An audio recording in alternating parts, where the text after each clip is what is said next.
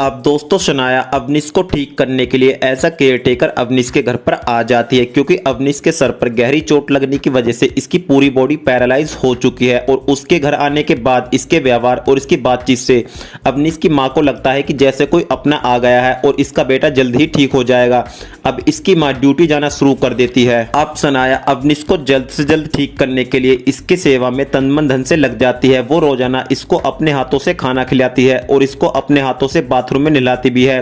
और दोस्तों जब ये बाथरूम में इसको अपने हाथों से नहलाती है तो हमको फील होता है कि जैसे अवनीश की हेल्थ में एक फास्ट इंप्रूवमेंट आ रहा है, क्योंकि एक दिन जब डॉक्टर साहब अवनीश का चेकअप करने के लिए घर पर आते हैं और चेकअप करने के बाद ये इसकी मां को बताते हैं कि जिस तरीके से शनाया अवनीश की सेवा कर रही है आपका बेटा जल्द ही ठीक हो जाएगा। इस बात को सुनकर इसकी मां काफी खुश होती है और शनाया को बहुत बड़ा थैंक यू भी बोलती है। अब एक दिन शनाया अवनीश को बुक में रोमांटिक पिक्चर्स दिखा रही होती है तो अचानक से अवनीश इसको किस कर लेता है। थोड़ी देर के लिए तो शनाया भी मदहोश हो जाती है और इसका साथ देती है।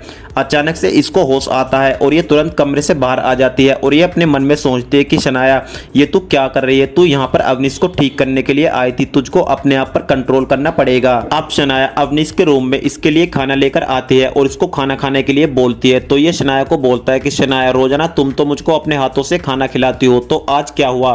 तो ये इसको बताती है कि मैं तुमको यहाँ पर ठीक करने के लिए आई थी और लगभग तुम ठीक भी हो चुके हो, तो तुमको अब अपने हाथों से ही खाना खाने की आदत डालनी पड़ेगी, क्योंकि मैं तो कुछ दिन के मेहमान और हूं।